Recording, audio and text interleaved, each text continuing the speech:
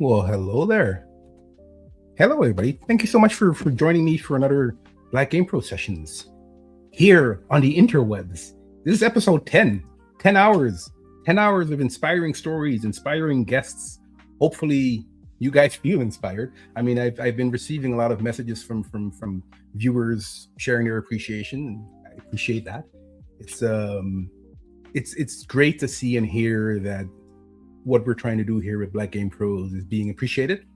Actually, cool story to share.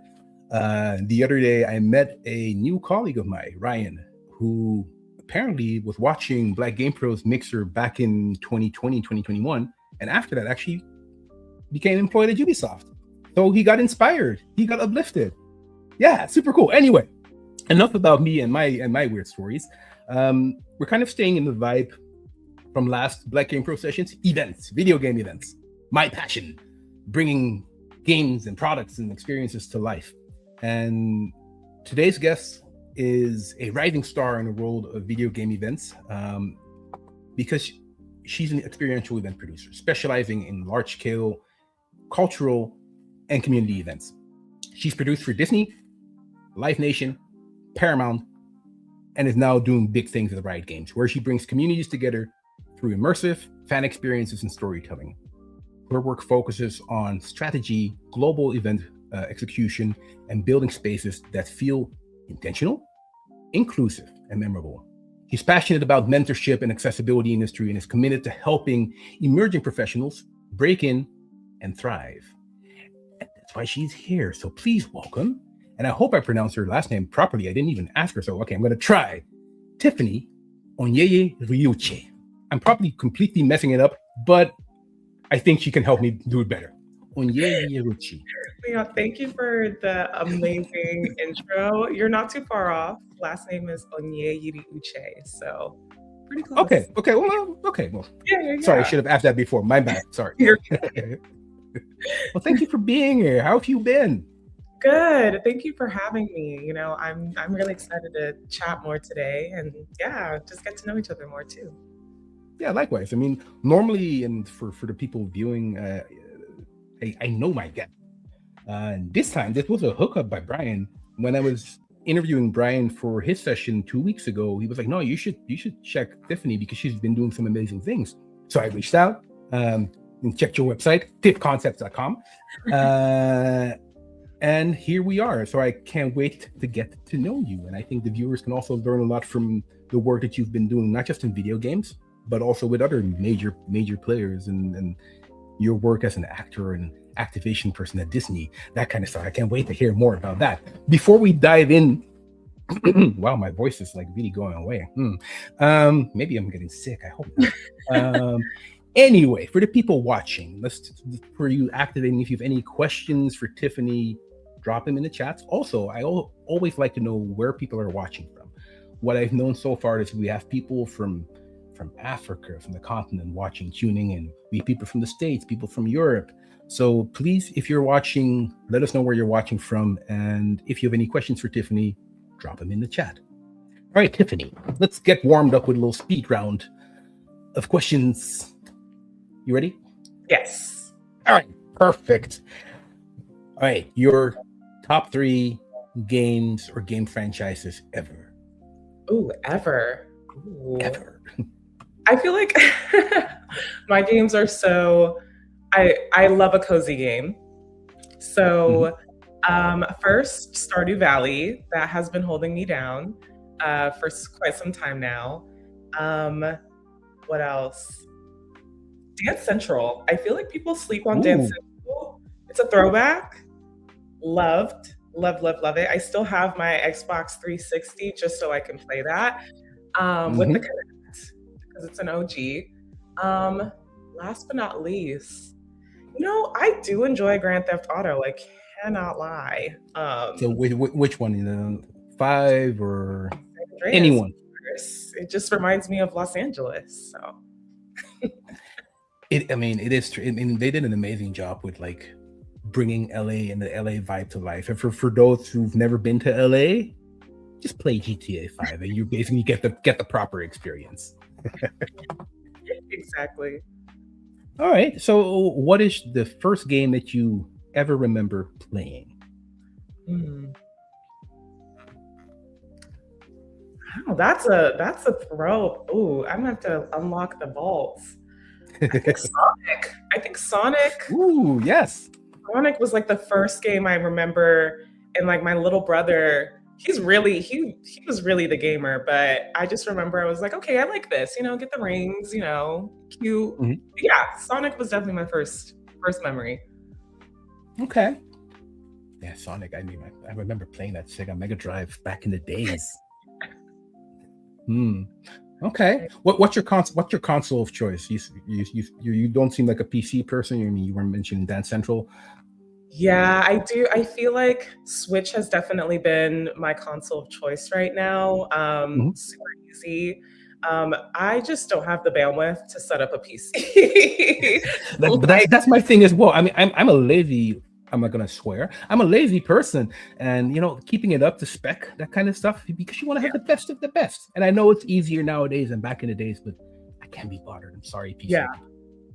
I mean, I do play on my laptop. My laptop literally sounds like it's taking off to space every time, but you know, I just put her Oh through yeah, it. I have a colleague like that who's sitting next to me. Whenever he starts his laptop, I'm like, holy shit! It's like a truck starting up or something. It's like maybe you should have that fixed. We have an IT department, I think. Right. Anyway, all right, I'm kind of like sidetracking here. Let's bring it back. Let's bring it back to you and your story. How did you get started in events? I mean, is that something that you've like had like a passion for as of growing up, or is it just something that just happened?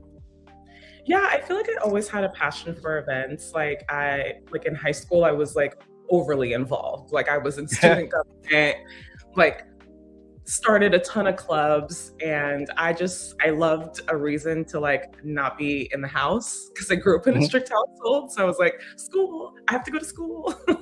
um and so yeah, I mean, going into college, I still was like that friend that planned all the group outings and stuff. So I was working at Disney, and I started in attractions. Eventually became a performer, and I worked alongside. How sorry, sorry. You're a performer at Disney. Tell me about that. What Yeah. how did that happen? What did you do? What's that life like? I watched a documentary about like performance at Disney, and that was like, ooh. Yeah, I don't know how much I can give away without like ruining the magic for some peeps, but I was a part of the Black Panther unit, and Oh that wow. was lovely. It's an audition process, Mhm. and being Nigerian myself, it was pretty easy for me to like step into that role. I have like absolutely no performing background whatsoever, by the way. Um, I just I don't know. I just channeled it, and Okay. ended up getting a position. So yeah, it was really really fun doing meet and greets. We did a show. I've like made so many of my closest friends to this day. From they're my sisters. We were all Mhm. performing together in like a pair of a unit. So yeah, that was kind of how I started performing and what my journey was. We did a lot of special events because Black Panther obviously was one of the highest grossing movies of all time. Mhm. So that those characters there was a big demand for those character presence at different events. So um, working with the special events team, I just saw what they did and was like, wow, that is so cool. And like that's like your career. Like that's so cool that you just get to like travel and like plan these special moments for these characters to come out and like connect with people, not only Mhm. like domestically but internationally. So that was something that I was like, I want to do more of that. And I networked and found a way to end up getting a position on the press events team as a event coordinator. So I supported. Sorry to interrupt you. How did you network? I mean, how do you move from being a performer to actually being part of the people that are building these events? Yeah, I honestly, I just reached out a lot. I would make good connections. I was a lead as well for character operations Hmm. at the resort. So it was really easy during some of those like leadership shifts for me to just take some time and say, hey, like I'd love to get to know you more about you and your background and like understand what it takes to do this and just genuinely getting to know people. I made really Super good smart. friends as well. Hmm.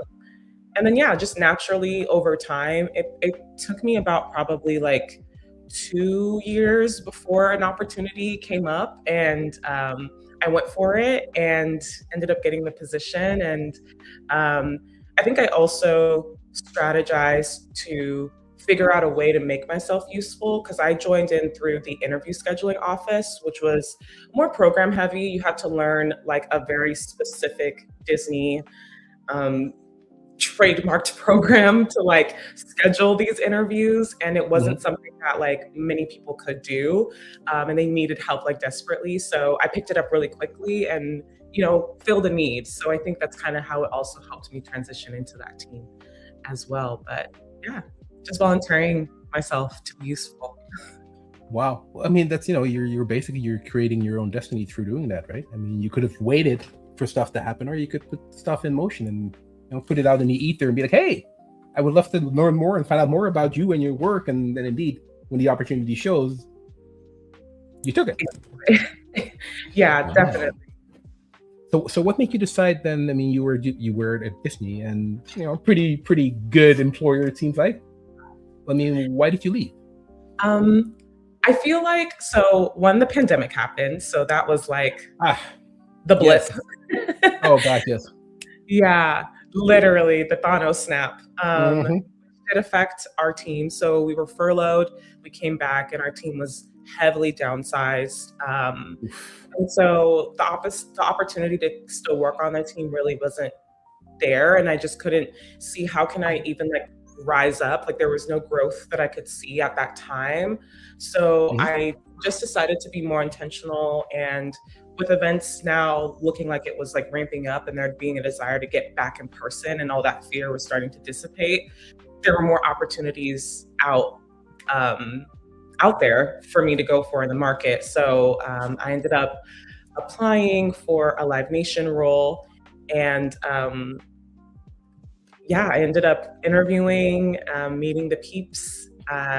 One of my team members that I worked with at Live Nation used to be a performer at Disney back in the day. Uh, Ah. so it was like, hey, Disney peeps are good peeps to get on the team. So Hmm. that was lovely, just serendipity right there. And I ended up going over to Live Nation as a special events logistics manager. That's so cool. What did you do exactly there? I mean, did you meet any cool artists? I mean, did you travel, or what's the? Yeah. So essentially, my job was planning events for the different venues that Live Nation owned in the Orange County area. Mainly House of Mhm. Blues, Anaheim was like majority of my work was there, and so the special events team would book different events throughout all of the different four venues, or yeah, there were like four different spaces that can be booked within the same venue, and I would plan out Mhm. those events for them. So I sat under sales, and our sales managers would do their thing, kill it, and then I would come in and make sure that our clients would essentially have the event of their dreams in that space. I did everything from everything from proms to weddings to corporate events, um, literally anything you can imagine. I probably did. I did see some cool talent. Anderson Paak was like someone that we worked. Ah. He was like booked for a Taco Bell holiday party, which was really cool. He was so kind, so Hmm. nice, He seems like a nice guy indeed. so nice. So yeah, that was really fun. Done some Had some crazy requests, like one couple, they were having like a 50th wedding anniversary event, and they wanted to ride in on a physical horse, and we were like As you do, we were like, okay, can we even make this happen? Like, how do we even get it? Because we're like, our venue's like on the second story of like a Mhm. strip mall. Like, how do we even get the horse up there? Just airlift. You airlift him in. I mean, come on. Right. We can make it all happen, right? If the budget's there. But yeah, it was a lot. That position really helped me, I feel like, become the logistics and operation like producer that I am today, because it was so concentrated on that, like having to manage not only production but staff, and restaurant and bar, because we did everything in-house. We had like an in-house restaurant, so that's a lot. Yep. Ordering product, making sure that there's enough food. That was always very important. Very important. People underestimate food. You need to feed the people, otherwise you have a riot. Yes. And then managing security as well, just all under one venue, you know? So very core skills I definitely use to this day, in my journey. Okay. So how did you transition into video games? Was that your plan, or no, did it just happen organically? Yeah, from Live Nation, I went to Paramount and I was on the internal events team.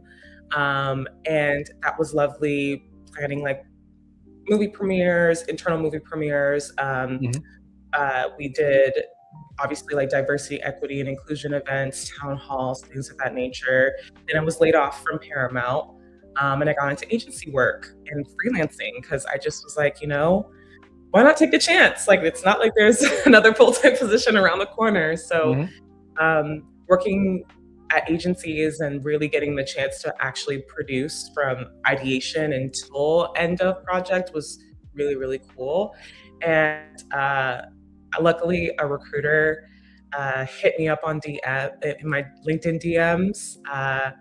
And she's just amazing. When we talked, I was transparent. Like, I do not come from a background of gaming, but she really expressed that I have a background of fandom, of understanding fandom, and it translates really well, especially in the position that I'm in, where it's catered towards creating fan experiences. I feel like I can resonate with that through all of my experiences. I know what it is to be a fan, and and I'm like so adjacent. Like, all of my friends are gamers, so I'm very gamer adjacent. I just don't have the time myself to game as much as I would like. But no, but I mean, I think that also is like, it can also be a superpower, because it gives you kind of like the eagle eye view. You're kind of 1 foot in, 1 foot out kind of thing. And it seems that you're gamer adjacent. You know what the gamers want. And the funny thing is, for people watching, I mean, fans can respond to similar kind of stimuli. It's like they all want to be seen, they want to feel appreciated, and if they can get a free goodie with that, even better. Exactly. Kind of like, I mean, I'm oversimplifying it. I know there's a lot that comes into play with doing that, but that's cool though, because I always mostly love the events where we interact with the community members, because these are the people that create your jobs.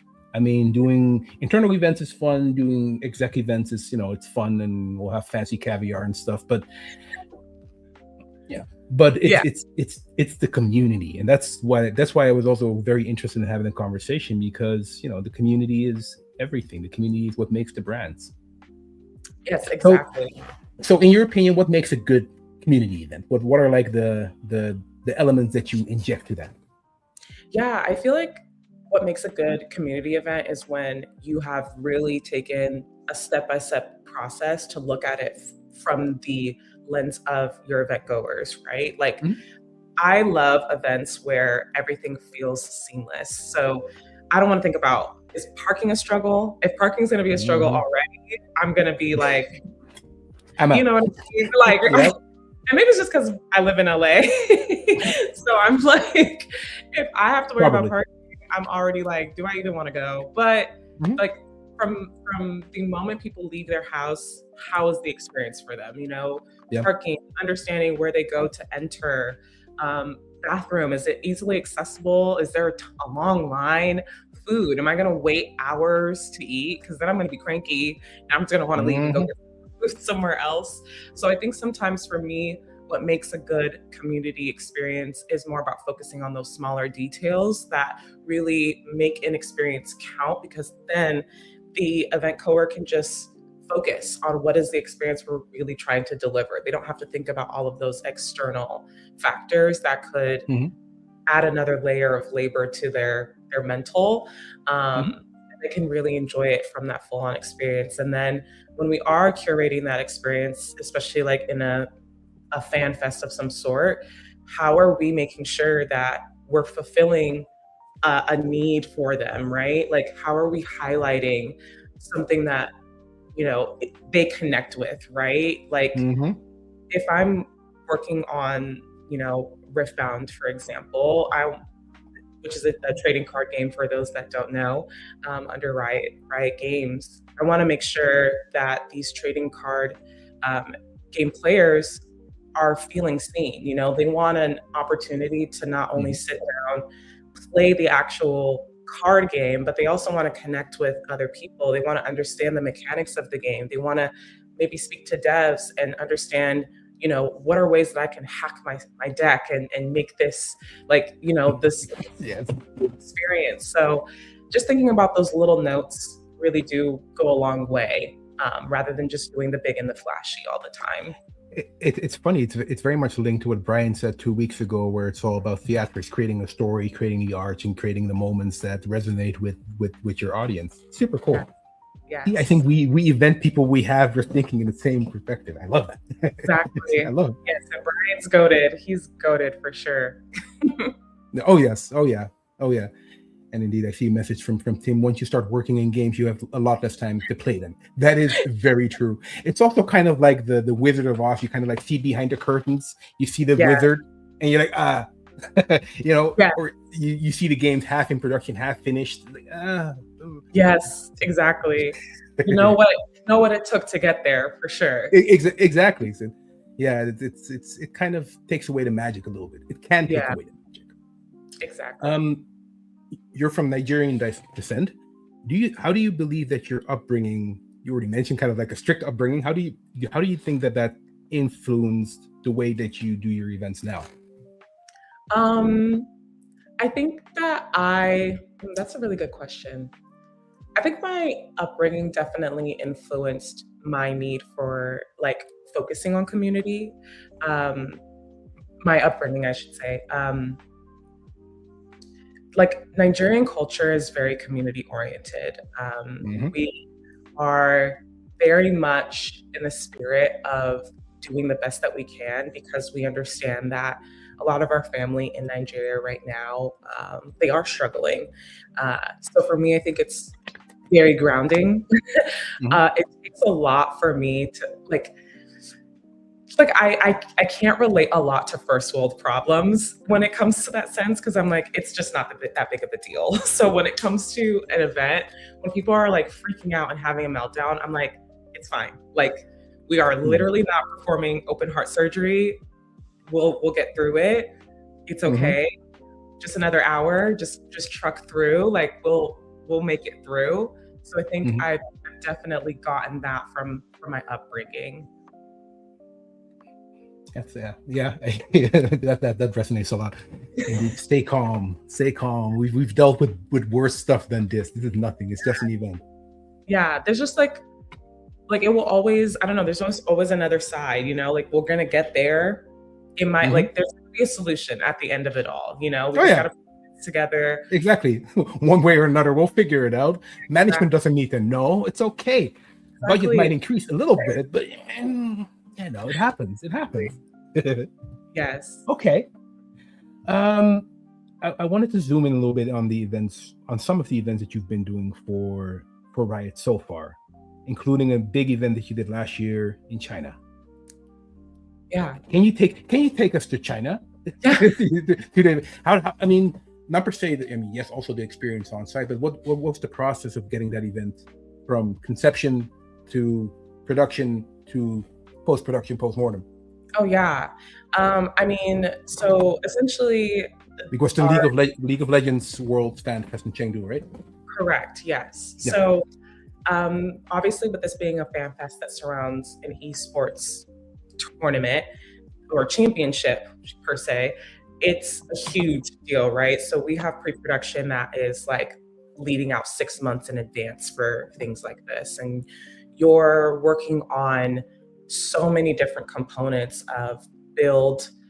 You're working with governments, a different government entirely, on permitting contracts, making sure that vendors have all of their needs met, and obviously communicating a lot with those internal stakeholders. Specifically for our Fan Fest, we had partnerships. So we worked alongside our partnerships team to make sure that our partners, our sponsored partners, were coming in and they were activating, and their builds were up to their standards. So we had brands like Mercedes-Benz and Oppo and MasterCard that were web services that were building, that had different build outs to interact with all of these fans that were flying in all over. There are so many things along the way that had to change because of just the amount of people that were coming in. So the pivoting was so crucial. I mean, when we had, I think the week before we were supposed to leave for Chengdu, our projected attendee count was like around like 300K, which is very similar, I think, to like Coachella numbers. These are super respectable numbers. I mean, I think Gamescom gets 350, 400K. That's insane. Yeah, it's huge. Like if anybody were to see it perspective wise, you're like, wow. So when we landed and we started our first set of overnight builds, and China PD is telling us, hey, we're now expecting 1.8 million people to be at the Fan Fest throughout. Versus 300K. Versus 300K. We're like, oh. How did you stay calm at that time? I mean, that's next level stress. I don't know. Like, no, for real. It's that meme where it's like that dog inside of like that burning room. And everything is fine. Everything is fine. Yep. That's essentially how the entire team is. So, we know that there's nothing that we can do other than just receive the crowds as they come and just take guidance from our government partners and adjust. We had stations that we had to end up closing earlier than expected. We ended up having to close down some of our event times. We had to put up, we were supposed to have a main stage performance that evolved, and there's so many different things that, we had to reel back. That's so familiar. It's not so familiar. Yeah. So, in this, sorry to interrupt, but it's in this entire project where you were managing all of that. Well, I was supporting. Or did you have specific slice? No, I definitely could not manage all of that on my own. I mean, I don't know. Yeah. No, I definitely was supporting with making sure that partners were having understandings of what those builds were looking like over time. So making sure that the agency was making sure that they were getting that feedback and that was being updated and that was being communicated to vendors, and being on site to make sure that the build was accurate to what, the projected builds were, getting feedback, communicating with partners. So a lot of that was just like in stakeholder communication, vendor communication. That's a lot. That can be the most stressful part. Yeah. And by the way, when you say build, for the people that don't know what a build is, that's basically a game demo. It's called a demo of a specific game or product that the devs are working on until last minute, and then you have V1, V1.2, V1.2, and so on and so forth up until there's a lot of rendition. Right. And in our sense, it was really those specific activations. If they wanted to give out product or have them try a version or just even showcase, a new product that they're releasing, those are what those kind of builds consisted of during the Fan Fest. And then I also supported on the influencer experience to bring them to come and enjoy the World Championship as well. So, So you had to deal with talent. Yes. Luckily, very luckily, what I really enjoy about gaming is that for the most part, in my experience, the talent, the influencers that are gamers, they just enjoy, like they're there for the love of the game. So it's always a pleasure working with them. Yeah. No, I agree. And that's also, I mean, I come from film, television, music, so I've dealt with all kind of different audiences, and indeed, talent in gaming, they're so much more chill. They're all Yeah. gamers. Just want to, they're super happy to be there. Most of them. I mean, of course, there's, weird people everywhere, but most of them gamers are super chill. Gaming Yes. celebrities are super chill. Yes. It's very refreshing. It is, right? It is. I mean, that's one of the reasons why I also stayed in gaming, because basically what you see is what you get. People are more real. Yes. For good and for bad sometimes, but it's authenticity is something that I really vibe with. Yes, I agree. I think that's definitely like some of the most important things I think you can keep as being an event professional over time is that authenticity, and especially what you do and what you're passionate about doing, because it's very easy with how vast this industry is to feel like you have to just like fit a mold in order to succeed, but you really don't. There's no mold. That's the cool thing. There's no mold to fit. It's like you can make your mold and whatever it is. We have a question from Jordan Tyler Brown. What is your metric of success when sudden unforeseen events arise that pivot the planning you've worked/advocated for? Intention is something I gather you're mindful of, but when you have to let go of key experiences to an event, what do you tell yourself to stay grounded? That's a great question, Jordan. Thank you. I think for me, my priority is always the guest experience. That's like the former Disney in me that's coming out. As long as we make a decision that still prioritizes how the guests feel and making sure that their experience isn't stunted, that's always a win for me. So it might be something that I've worked extremely hard to make this moment come to life and it doesn't, but if we can at least salvage it in a sense so that way people get that same feeling, I'm still okay with. I'm still happy. I feel like the goal is achieved. So, yeah. And how do you measure that? I mean, that's a serious question also for me, because it's always challenging to measure the impact of an event from appreciation perspective. Did the community or did your attendees enjoy the experience? Yeah. Because 9 out of 10 times management just wants to see numbers and sales numbers. Right. I think it's just feedback, especially when you've created an experience that you already have in mind of, hey, this is like what I want this like point to be hit. If people are articulating that, then I feel like that's my metric of success, right? So like, for example, if people are like, hey, going back to Riftbound, hey, it was so cool talking to a dev and having them explain like how I can play certain cards. I felt like it showed a level of care that they really want us to like enjoy this game. That is like a metric of success for me. That feedback is you understood what our thought process was when we actually wanted to bring these devs here, these developers to come and help demo these games, So that's kind of it's definitely feedback is where a lot of my metric of success lies in. Yeah, good answer. I totally agree. I mean, you can testimonials, feedback from the community or the attendees, videos, pictures of people getting a little heart sign. Management love that kind of stuff. Yeah. I mean, back in the days when Ubisoft was still like doing pretty good, I remember like having like people being like, I love Ubisoft in front of the stage, that kind of stuff. And I remember taking my phone on stage, taking a little video, and just okay, let's share that with management. Yes. Like, APIs reached. Check. Exactly. Oh yeah. You mentioned during our little intro chat prior to going live that just before going to Chengdu, you had an event in Houston. Afrotech. What did you guys do there? What was the Riot's presence there? Yeah, so I worked with the Riot recruiting team to create a booth to help get some future talent in the doors at Riot. So we activated all days there.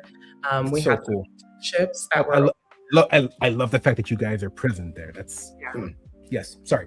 No, when I joined, I was like, oh, I definitely want to work on Afrotech. Like I literally went to my director. I was like, can I work on Afrotech? And he was like, sure, of course.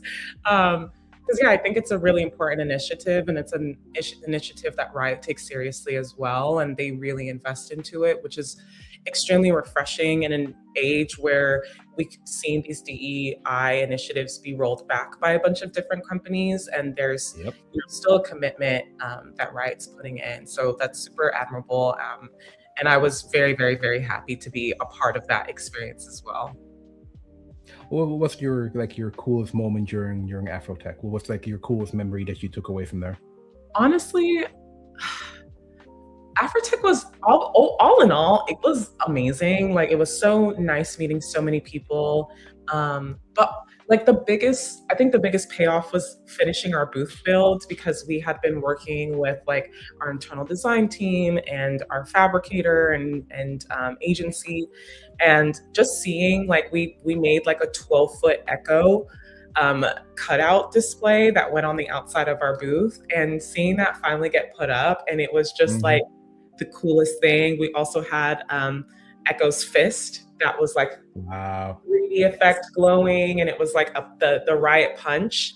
So that was like really cool, being able to take out this creative idea and like make an immersive booth and really showcase like we're a video game company, like we do this, like, you know, like we Exactly. are Fun. It should be fun. Exactly. Yeah. So highlighting 2XKO was amazing. And then having a mixer as well was really cool.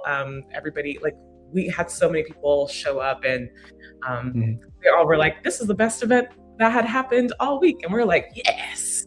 Well done. No, super. That's great. Super well done. So you were in Houston for a week, and then you flew out to China. Yeah, that's a lot. Yeah, jet lag, work, and probably when you were in China, the work didn't stop. Yes, your emails didn't stop. Yeah, no. So I was at Afrotech for a week, and then obviously long hours, long days. I had one day to week back, get a nap in, and then I flew out 19 hours to Chengdu. And the minute I landed, I just checked into my hotel and went straight into overnights, because we could only build out our fan fest overnight because it was like in an active mall during the day. And so we had to immediately to work. And I was still working on other projects in like EMEA time zone, still in LA time zone. So I was just up at all hours of all days just working. I mean, that's dedication. I mean, that's and it's event life. I mean, that is part of event life, but it also shows your dedication. I mean, that must have been intense. Yeah, definitely was like the most intense work for like because it was like 3 weeks straight of just like nonstop. But hey, like it's event life. Yeah, true, but I mean that stuff can. I mean, I think it could kill you too. But I mean, but that stuff is super duper intense. So how did you? After 3 weeks, you came back home, and what did you do? Cry? I moved. I mean, bundle up in a little. Oh yeah, you said so. Yeah, moved. Like ended up buying a home with my partner, which is amazing. It was a great achievement, but like we literally packed in 2 weeks and moved because I had to fly out through Paris for TFT Paris Open. So it was a lot. It was a lot. Yeah, a lot of work. Yeah, very busy season because it was like from October to December. Not just busy on the work side, then busy on the personal side as well. Exactly. So how do you find the balance? Because that can burn a person out. You know, I think I'm still seeking that answer. Definitely, I think I've learned to be more present and in the moment and just taking it day by day, and that's kind of how I've been able to persevere those really long stints, busy stints, but also finding ways to like decompress. Like when I came back, I think I slept for like 2 days straight. Like I don't think I got out of bed except sounds familiar. Yeah. You know, it was definitely like getting your time back, you know, and then just doing the things that fulfill you and fill your cup in the other areas. I spent a lot of time with family and friends and just catching up because I felt so out of the loop being gone for so long. Yeah, that really filled my cup. And then, yeah, just doing the things that just don't require brain power for a little bit just to recoup. So yeah, it's important. I mean, self-care is important, especially if you have these super intense moments of almost 24/7 work. 3 weeks long, and then you go back. I mean, I had a conversation with Brian about this as well, kind of like the post-event depression, because Yeah. you invest so much of your energy in these events, and then you go back home to normal life, which can be very opposite to the busy life of doing these events. I always have like a few weeks of like a little dip. I feel like shit, and then Oh, go back to the gym. Indeed, like you say, yeah. you fill your cup with meeting with friends and maybe having 1 or 2 drinks or 5, and take it from there. It's important. It's important because, I mean, like I said, you're a rising star, and we need to keep you in our industry for a long time. And you need to pace yourself, and then you'll find the moments indeed to refill that cup, because, and that's something that people maybe from the outside, it looks super flashy. The event life, it is super flashy to a certain degree, but it's also very draining. Yeah. Not just from the perspective of the travel and the potential jet lag and lack of sleep, which, yes, that's definitely a part, but also just the interaction with the people, because we as event people, especially in-person events, it's like you're talking to people the entire day. Yes. That can be draining. It can be draining. Yeah. It can also be fulfilling, and it is fulfilling, but don't underestimate that. Yeah, exactly. I mean, I'm definitely someone, as soon as like I'm done for the day, I'm like quiet. I'm like, I don't. I have no more words for the rest of the day. Don't call me. All my partner gets out of me is also like yes or no answers. Yes. Literally, I feel so bad sometimes. He's like, I haven't talked to you all day. Like let's catch up. I'm like, my brain, I don't even know what to tell you right now. So very grateful for his support, because he deals with all the post-event silence that comes. I have the same thing here. We have a question from Chidi, who also said that he is so proud of you in the previous message, but he's really curious, what is your long-term vision for your career? When you look 20, 30 years down the road, he stole my question. What do you hope to have built or achieved? No need to be shy. There's no dream too big or unrealistic. And I totally agree with that. If you can see it and dream it, you can achieve it.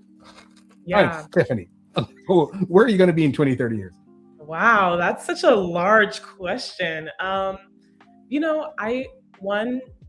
I definitely like see myself as an educator down the road. I really hope to create a bridge for people who are in creative paths to get education and how to get to their overall goals, especially in events, because I feel like there's no traditional path to learn, right? Obviously, a lot of it is you just do and you pick it up along the way.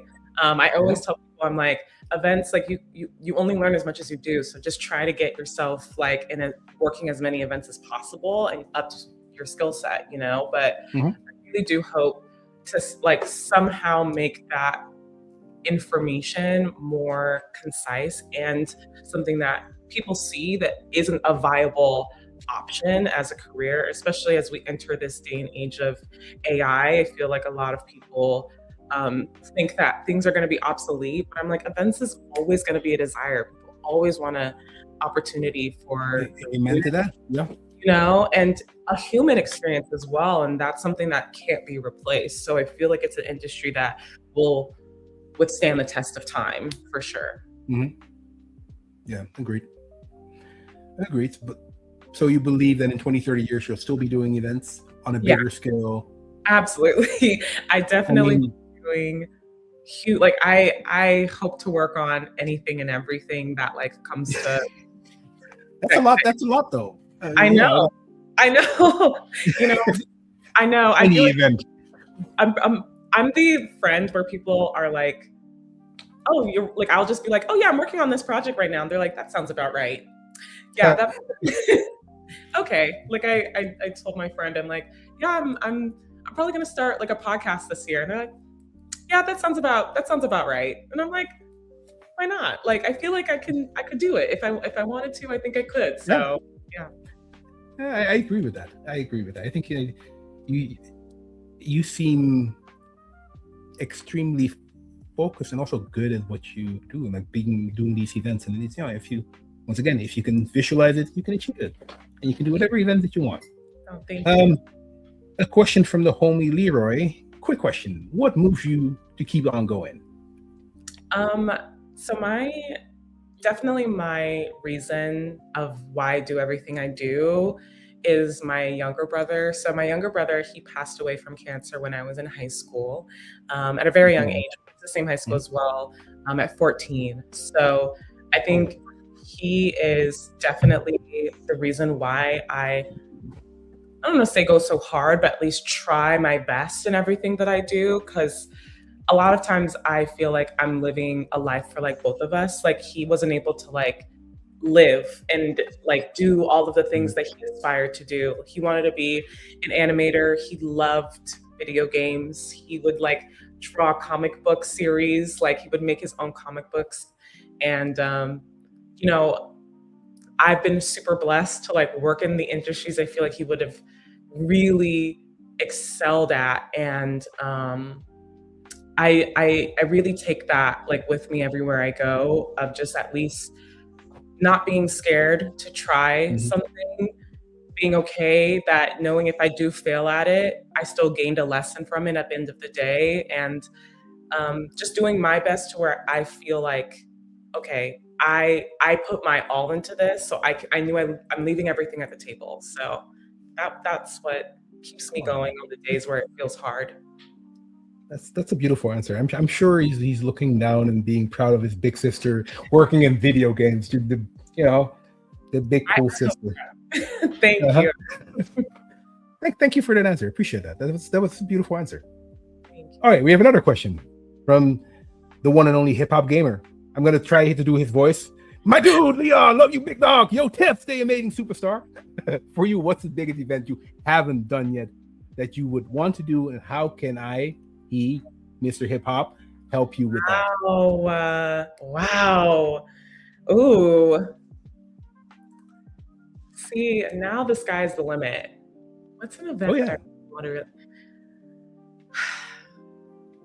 I mean, I think I definitely I have to think on that a little bit more. I definitely want to do some type of convention on like a larger scale, but like something focused like a culture con, like something like that where Oh it's like yes. helping produce that, I feel like would be so cool. Like Culture Con, I went last year and I loved how many brands came in, but I Mhm. also wish like there was there was an ability to develop more upon it. And I know there's so many things probably happening backstage that like we obviously don't know about, but like that's something that I feel like bring in all of these different groups and having all these people congregate and enjoy like that's something I would love to work on as well. I mean, are you already connected to Hip Hop Gamer? Do you know Gerard? No, I haven't. Gonna connect with him. He's also doing a lot of amazing stuff out there in New York. I saw him post about a program to use gaming for inmates in Oh, Rikers Island to so to kind of like bring him back into society. So yeah, have a conversation. He's a super cool dude. He's a super duper cool dude. definitely. Let me see. Were there any more questions here? No, that's the final question. Like you're getting a lot of. Oh, Jordan says you're living Stanley's wildest dream. that's my younger brother's name, Stanley. Yeah, I thought Yeah. as much. And also Aaron similar still, beautiful sincere motivation. Leroy says the same thing. So, Another thing I want to touch on before we kind of start wrapping it up, because time flies. wow. What does representation in gaming look like or mean to you? Yeah, I think that's extremely important. Sometimes I think that representation can get, in a corporate lens, can get minimized because obviously corporates are looking at very, very large groups of people and trying to get as Mhm. much as possible. And so when they look at those statistics, they feel like, well, that's not going to give us the impact, the overall grand Mhm. impact we're looking for. And I think representation is extremely important because what's more impactful than somebody who's able to, with the giant audience that they have, do the work to single in on such a small fraction of a group and highlight that they are important as well. I feel like that's a desire that we all as humans want, is to be seen. And I think it's honorable if you can take the time to create that feeling Hmm. for a small group, and even just like the impression of that, of, oh wow, you really took the time to like find this story and highlight it, because it is important and it has an overarching theme that other people can connect to and find like relatability to. So um that's what I Wow. mean, I think that Did you used to do PR or something? That's a beautifully written statement. My God. thank No, but you. it's really good, and that's basically also one of the reasons why I'm trying to build this platform here and highlight amazing people like yourself, because your story is inspiring, especially because of the fact that you don't per se, you don't come out of gaming. You approach the gaming communities with a completely different perspective, and I think that's your superpower. I appreciate it. I really do. Sometimes I feel like I'm not doing gamers justice, but I'm like, no, I know No, you continue are. to try. So Because you approach it from the perspective of your heart. It's you're doing it from a human perspective, human engagement, and then it's all good. It doesn't matter as long as you respect the people that you're doing your event for. It will resonate with them, yes, and it's you don't. I mean, same here. I don't play all of the Ubisoft games, nor am I quote unquote a hardcore gamer. No, I play video games every now and then, but I love our fans. I love working with them. I love giving them stuff in order so that they feel appreciated, but also that they, you know, I don't know. Yeah, it's just to share my appreciations, make them feel special. exactly. I think making, Sorry. oh, sorry, go ahead. No, please, no. You were sharing knowledge. I'm I sorry. was gonna say, I think making somebody feel special is such a rewarding feeling. Like it Mhm. is probably one of the biggest motivators around, of like, wow, like especially because it's something that we all want to feel, it's an Yeah. important feeling as a human to feel. It keeps us all motivated, it keeps us going. So Hmm. yeah. Yeah, and you're the curator of experiences that brings these people together so that they can share and can feel. Yeah, man, I love events. A question from William Pitts the third. Have you ever thought about mentoring, or Yeah, do you already mentor? I do. So, I mean, I definitely mentor. I mentor at Cal State LA right now, which has been really cool. I offer free one-on-one sessions for people who are breaking into events. You can just go on my profile and click and find a time. I think I'm like Uh, fully booked up for Excellent. right now though, because my availability is a little crazy. But I've been offering that since like last year of August, and I do like monthly group sessions also for people to get in and just learn more about questions they may have about the industry, and maybe how to pivot if they're looking to get into events from a different career. So I love to sit and strategize with people and help them find their lane that they fit into. So that's been my passion project as well. I said that everybody needs to have a passion project. I love that. I love that. We have a little note from Auntie. Nothing per se a question for you, but he used to be the creative director for the Ubisoft game Trials, and he's one of the coolest guys I've ever met. He does clown diving for he dresses up as a clown and then dives from like springboards into water. Very random. Yeah.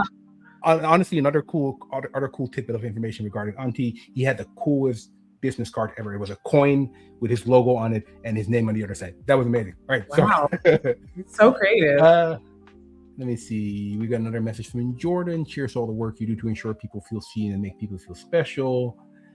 And Yeah. Sibelicio agrees with that. And Chidi was very happy with your feedback as well. Thank you, y'all.